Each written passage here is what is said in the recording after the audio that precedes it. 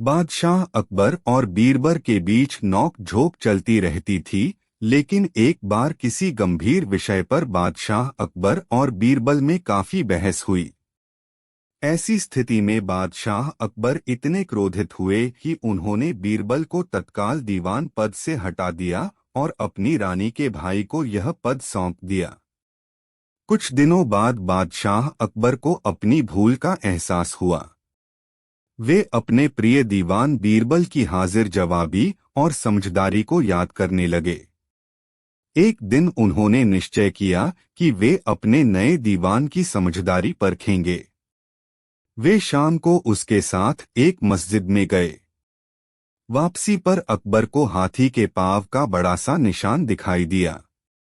उसे देखते ही उनके मन में एक विचार आया और वे नए दीवान से बोले, क्या तुम हाथी के पाँव का निशान देख रहे हो? मैं चाहता हूं कि यह निशान 3 दिनों तक यहाँ बना रहे। इसका ध्यान रखना। फिर वे अपने महल में लौट गए। नए दीवान को यह काम करने के लिए बहुत मेहनत करनी पड़ी। उसे अपने खाने पीने का भी होश नहीं रहा। उसकी हालत बता रही थी कि वह बीरबल की तरह बुद्धिमान नहीं है। बादशाह अकबर ने अपने सिपाहियों से चोरी छिपे उस पर नजर रखने को कहा था। अकबर को उनके सिपाहियों ने बताया कि नए दीवान के लिए हाथी के पाँव की छाप बचाकर रखना बड़ा कठिन हो गया है। ऐसी स्थिति में बादशाह अकबर ने सोचा कि उन्हें बीरबल को वापस लाना पड़ेगा। इसके लिए उन्हें एक तरकीब सूझी। उन्होंने पूरे राज्य में मुनादी करवा दी, सभी जमींदार अपने कुओं को लेकर दरबार में हाजिर हों। जो जमींदार नहीं आएगा उसे 10,000 सोने के सिक्कों का जुर्माना अदा करना पड़ेगा। यह मुनादी सुनकर सभी लोग हैरान हो गए। वे सोचने लगे कि भला कुओं को दरबार में कैसे ले जाया जा सकता है। वे बीरबल के पास गए और उनसे मदद मांगी। वे जानते थे कि बीरबल इस समस्या का कोई न कोई उपाय अवश्य बता देंगे। बीरबल ने जमींदारों को समझाया कि दरबार में जाकर क्या कहना है। अगली सुबह कुछ जमींदार राज्य के प्रवेश द्वार पर पहुंचे और बादशाह अकबर को यह संदेश भिजवाया, महाराज, हम अपने कुओं को लेकर आ गए हैं। अब आप अपने कुओं को हमारे कुओं के स्वागत के लिए भेज दें। यह संदेश सुनते ही अकबर समझ गए कि ऐसा उपाय केवल बीरबल ही सुझा सकते हैं। उन्होंने किसानों से बीरबल का पता लिया और उन्हें दरबार में वापस बुलवा लिया। इसके बाद बादशाह अकबर ने बीरबल को आदेश दिया कि वे हाथी के पाँव के निशान को सुरक्षित रखें। बीरबल तत्काल वहां गए और उस निशान के आसपास रस्सी का बेड़ा बांध दिया। फिर उन्होंने मुनादी करवा दी कि उस रस्सी की सीमा में आने वाले घरों को गिरा दिया जाएगा। यह सुनकर गांव वाले घबरा गए।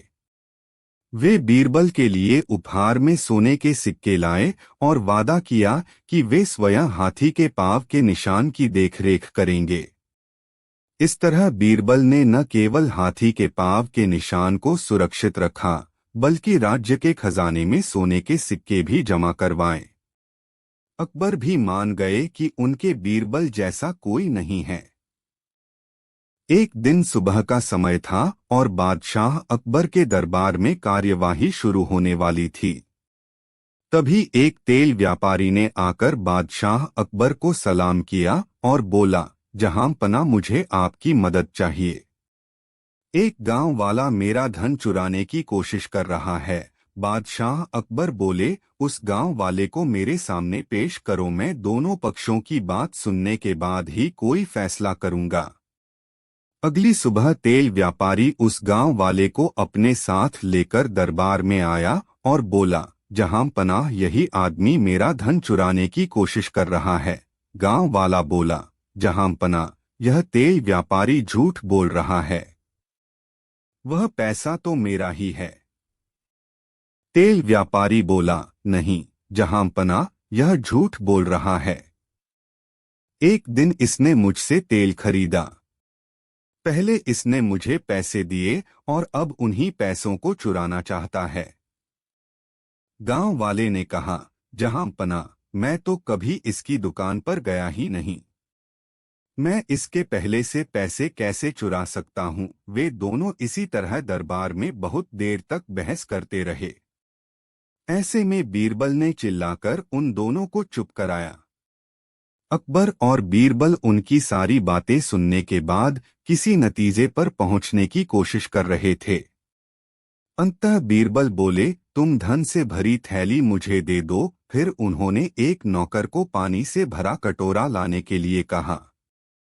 जब दोनों चीजें आ गई तो बीरबल ने थैली के सिक्कों को पानी में डाल दिया।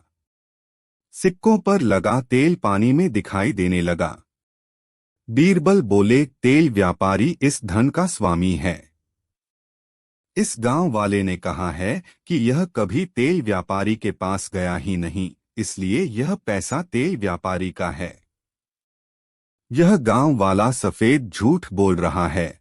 सभी दरबारियों और मंत्रियों ने बीरबल के न्याय की प्रशंसा की। इसके बाद एक अन्य व्यक्ति ने दरबार में प्रवेश किया। वह बोला, जहां पना, मेरे पड़ोसी ने मेरे खिलाफ एक मुकदमा दायर किया है। उसका कहना है कि मैंने उसके घर से एक हार चुराया है। जज ने मुझे अदालत में बुलाकर कहा, तुम्हें लोहे की एक गर्म छड़ पकड़नी होगी। अगर तुमने हार नहीं चुराया है तो तुम्हारा हाथ नहीं चलेगा। तब हम मान लेंगे कि तुमने हार नहीं चुराया। जहां पनाह, इस मामले में कृपया मेरी मदद करें। मैंने कोई चोरी नहीं की है। यह सुनकर सभी लोग दंग रह गए। जज द्वारा अपराधी का पता लगाने का यह तरीका गलत था। बीरबल ने कहा, जब जब तुम्हें लोहे की गर्म छड़ पकड़ने के लिए बोले तो उससे कहना कि वह तुम्हारे पड़ोसी की भी यही परीक्षा ले। बाकी सारी बातें वही साफ हो जाएंगी। अगले दिन उस व्यक्ति ने जज से ऐसा ही करने के लिए कहा और जज ने उसकी बात मान ली। जब पड़ोसी को भी लोहे की गर्म छड़ पकड़ने के लिए कहा गया तो उसने परीक्षा देने से साफ मना कर दिया और बोला, हो सकता है कि आर चोरी ना हुआ हो। मैं देखूंगा कि कहीं उसे रखकर भूल तो नहीं गया। मैं यह मुकदमा वापस लेता हूं। इस प्रकार बादशाह अकबर के प्रिय बीरबल ने एक अन्य व्यक्ति के साथ होने वाले अन्याय से उसे बचा लिया। वैसे तो बादशाह अकबर शराब नहीं पीते थे, लेकिन बुढ़ापे में थोड़ी थकान महसूस होने के कारण शराब का शौक लग गया था। दिन भर तो अपने काम काज में व्यस्त रहते थे। रात में अपने नवरत्नों के साथ बात करने के बाद थोड़ी सी शराब पी लेते थे। अगरचे वे ऐसा छिपकर करते थे, फिर भी उनके बातचीत के ढंग से बीरबल को एक दिन यह पता लग ही गया।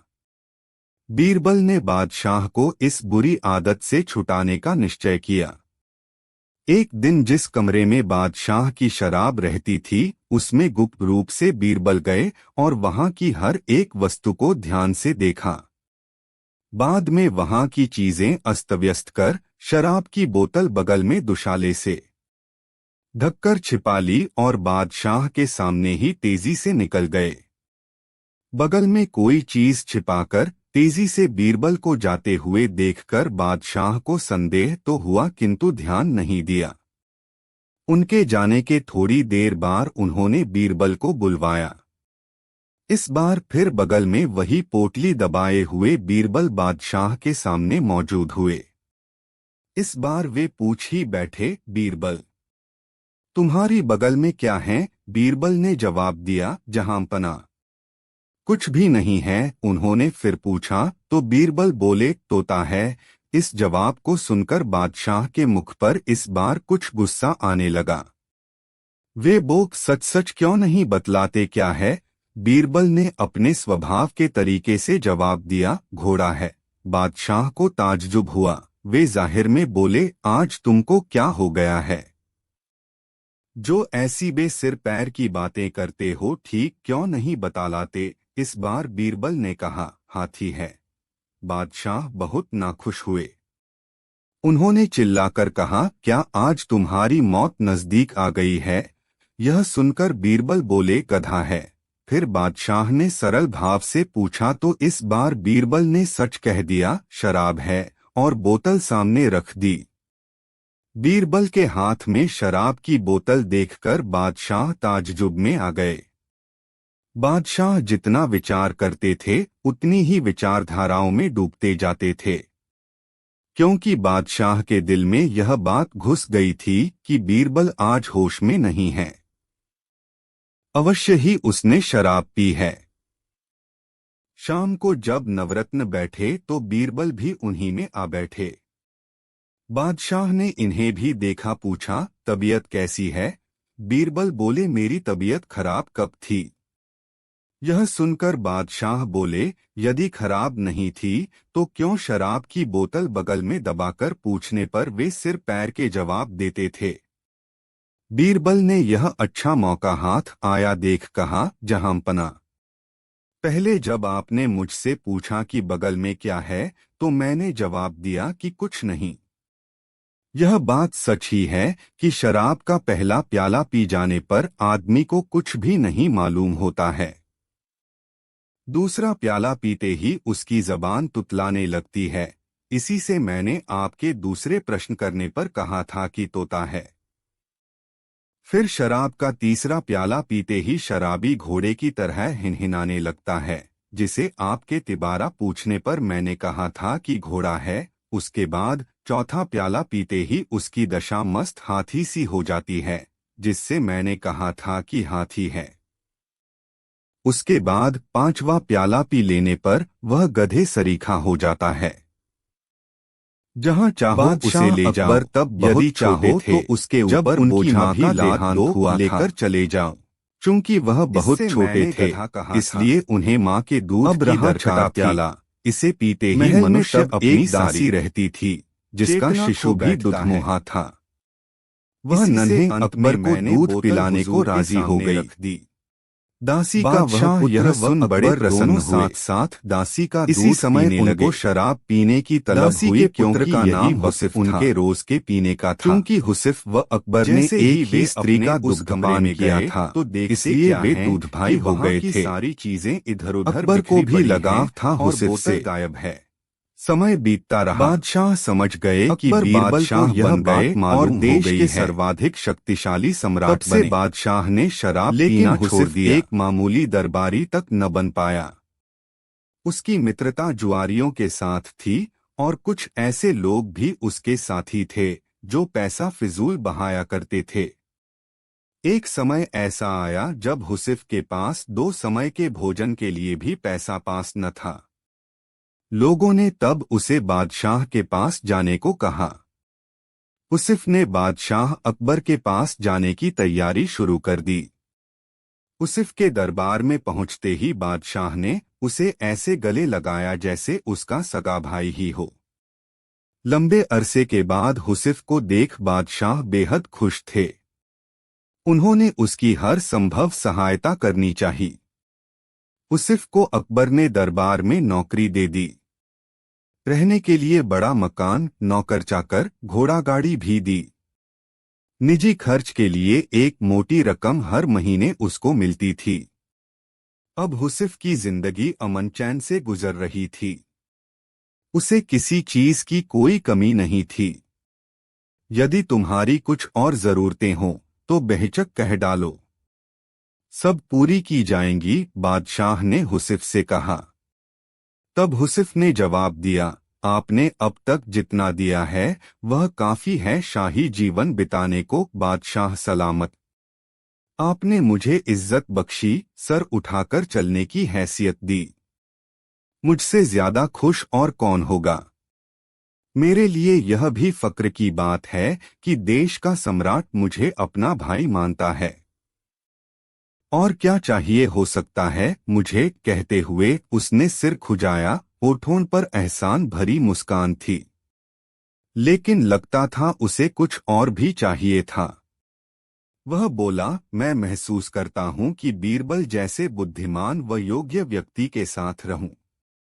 मेरी ख्वाहिश है कि जैसे बीरबल आपका सलाहकार है, वैसा ही मुझे भी कोई सलाह देने वाला हो। बादशाह अकबर ने हुसिफ की यह इच्छा भी पूरी करने का फैसला किया। उन्होंने बीरबल को बुलाकर कहा, हुसिफ मेरे भाई जैसा है।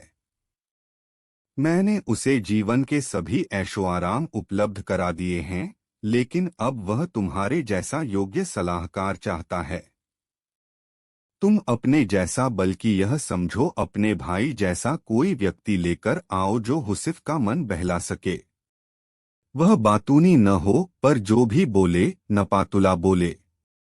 उसकी बात का कोई मतलब होना चाहिए। समझ गए न कि मैं क्या चाहता हूँ। पहले तो बीरबल समझ ही न पाया कि बादशाह ऐसा क्यों चाहते हैं। उसे हुसिफ में ऐसी कोई खूबी दिखाई न देती थी। जी हुजूर, बीरबल बोला, आप चाहते हैं कि मैं ऐसा आदमी खोजकर लाऊं जो मेरे भाई जैसा हो। ठीक समझे हो, बादशाह ने कहा। अब बीरबल सोचने लगा कि ऐसा कौन हो सकता है जो उसके भाई जैसा हो। उसिफ भाग्यशाली है जो बादशाह उसे अपना भाई मानते हैं और उसे सारे ऐशो आराम उपलब्ध करा दिए हैं। लेकिन बीरबल को हुसिफ की यह मांग जची नहीं कि उसके पास भी बीरबल जैसा सलाहकार हो। बादशाह बेहद सम्मान करते थे बीरबल का, और बीरबल भी बादशाह पर जान छिड़कता था। लेकिन हुसिफ तो इस लायक कतई नहीं था। अब बीरबल सोच ही रहा था कि समस्या को हल कैसे किया जाए, तभी पास की पशुशाला से सांड के रंभाने की आवाज आई। बीरबल तुरंत खड़ा हो गया। आखिरकार उसे अपने भाई जैसा कोई मिल ही गया था।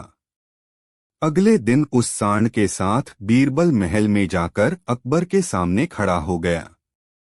तुम अपने साथ इस सांड को लेकर यहाँ क्यों आए हो? बीरबल अकबर ने पूछा। यह मेरा भाई है, बादशाह सलामत। बीरबल बोला, हम दोनों एक ही माँ का दूध पीकर बड़े हुए हैं, गौ माता का दूध पीकर। इसलिए यह सांड मेरे भाई जैसा है, दूध भाई। यह बोलता भी बहुत कम है।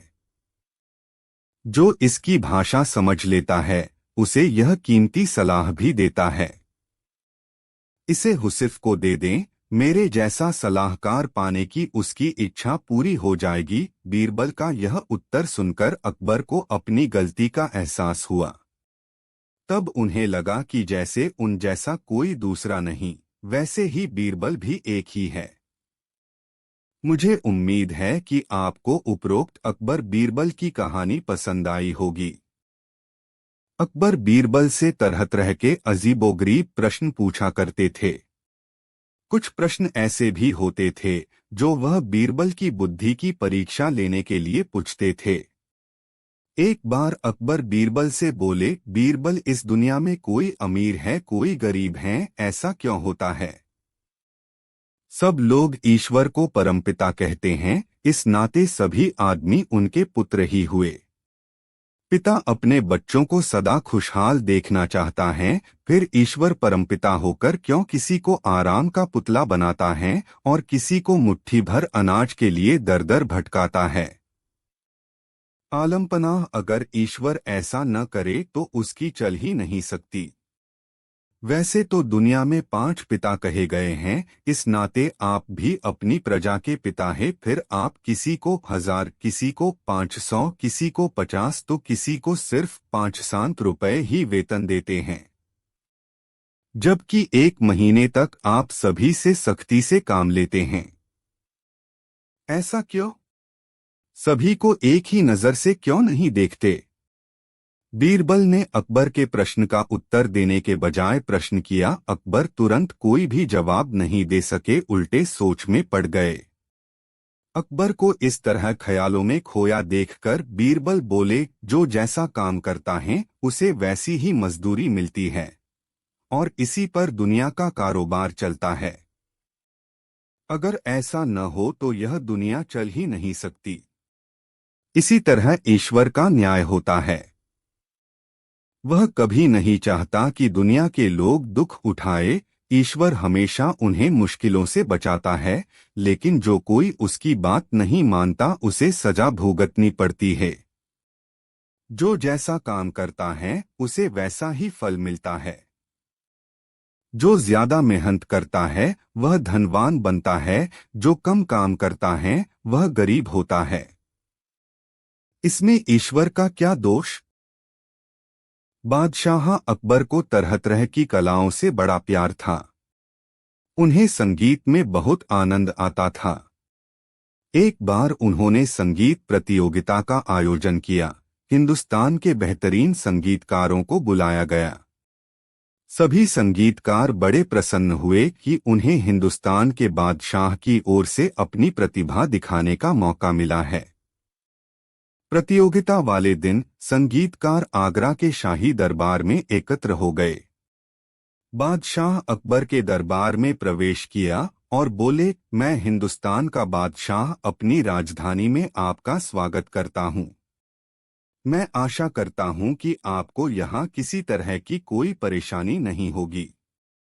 आप सब जानते हैं कि आप लोगों को एक संगीत प्रतियोगिता के लिए आमंत्रित किया गया है। मैं आप सबको इस प्रतियोगिता के सारे नियमों के बारे में बताना चाहता हूं। यह कोई सामान्य प्रतियोगिता नहीं है। सभी प्रतियोगी एक दूसरे का मुंह देखने लगे।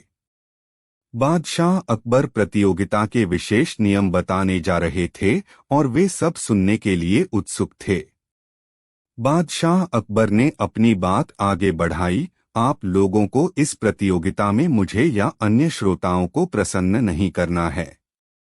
आप सबको एक बैल को प्रसन्न करना है, जिसे कुछ ही देर बाद दरबार में लाया जाएगा। जो संगीतकार अपने संगीत से बैल का दिल जीतने में कामयाब होगा, वही प्रतियोगिता का विजेता माना जाएगा। अब आप लोग अपनी प्रतिभा से बैल का दिल जीत कर दिखाएं। जैसे ही बादशाह अकबर ने अपनी बात समाप्त की, वैसे ही दरबार में एक बैल ने कदम रखता। सारे प्रतियोगी ऐसा नियम सुनकर चकित रह गए थे। यह उनके जीवन का पहला अवसर था जब उन्हें अपने संगीत के बल पर एक पशु का दिल जीतना था। यह कोई आसान काम नहीं था। कुछ ही क्षणों में अकबर ने प्रतियोगिता आरंभ कर दी। सारे संगीतज्ञ एक एक करके आगे आने लगे और अपनी सबसे बेहतरीन धुन से सबका मनोरंजन करने लगे। लेकिन वे लोग बैल का मन नहीं बहला पा रहे थे। बादशाह अकबर को कुछ धुनें बहुत पसंद आई, लेकिन बैल को कुछ अच्छा नहीं लग रहा था, इसलिए उन धुनों को अच्छा नहीं माना जा सकता था। सभी प्रतियोगी बैल के सामने आकर अपना संगीत प्रस्तुत करते रहे, परंतु वे जो का त्यों रहा। उसे तो जैसे इन धुनों से कोई अंतर नहीं पड़ रहा था। अंत में बीरबल की बारी आई। बादशाह अकबर को पूरा यकीन था कि वे बैल को अपने संगीत से प्रभावित कर लेंगे। लेकिन मामला थोड़ा गंभीर था, क्योंकि बड़े से बड़े संगीतकारों ने हार मान ली थी। इसके अलावा बीरबल संगीत में निपुण भी नहीं थे। अकबर बोले, प्रिय बीरबल, देखें, क्या तुम हमारे बैल का मन बहला सकते हो? जहांपना मैं अपनी ओर से पूरी कोशिश करूंगा, बीरबल बोले। सबने यह सोचा कि अब बीरबल एक मधुर धुन सुनाएंगे, परंतु यह क्या, वह तो अपने वाद्य यंत्र से गाय के रंभाने और मच्छरों के भिन्न भिन्नाने के सुर निकालने लगे। जैसे ही बीरबल ने ऐसा करना आरंभ किया, बैल के कान खड़े हो गए और वह अपनी दुम हिलाने लगा, मानो उसे इस संगीत में बड़ा आनंद आ रहा हो। इस तरह बीरबल ने महान संगीतज्ञ के बावजूद संगीत प्रतियोगिता में जीत हासिल की और अकबर का सर गर्व से ऊंचा हो गया।